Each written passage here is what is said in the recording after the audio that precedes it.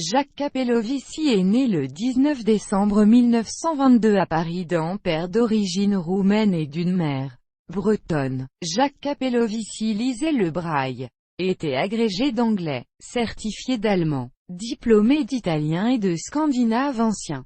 Jacques Capelovici était également connu sous le pseudonyme de Maître Capello, ou Maître Capello. Sa carrière d'enseignant le conduit à être professeur d'allemand au cours complémentaire du 93, rue d'Alésia dans le 14e arrondissement de Paris en 1952.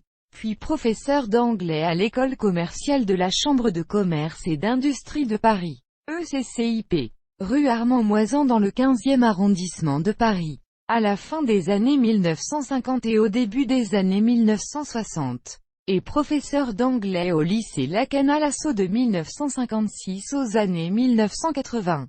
Grammairien pointilleux, il s'oppose avec véhémence à l'essor du franglais, aux propositions de rectifications orthographiques du français en 1990, et aux propositions de féminisation des noms de métiers, de fonctions et de grades. Il affectionne les calembours et l'un de ses plus connus est C'était une femme qui avait épousé son temps, comme Simone Signoret. Il révèle également à ses élèves les secrets du palindrome en prononçant régulièrement son exemple favori. Éric notre valet à la te l'avait-on ciré, ajoutant négligemment qu'on peut tout aussi bien remplacer Éric par Luc. Il est aussi l'auteur du palindrome. Ésope reste ici et se repose.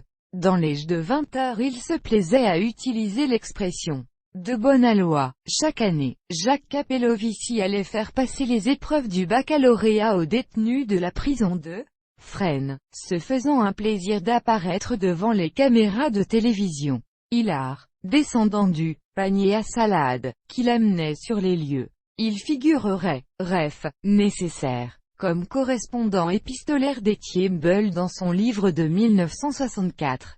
Parlez-vous franglais? On lui doit l'importation en France des mots fléchés en 1969. Jacques Capelovici meurt le 20 mars 2011.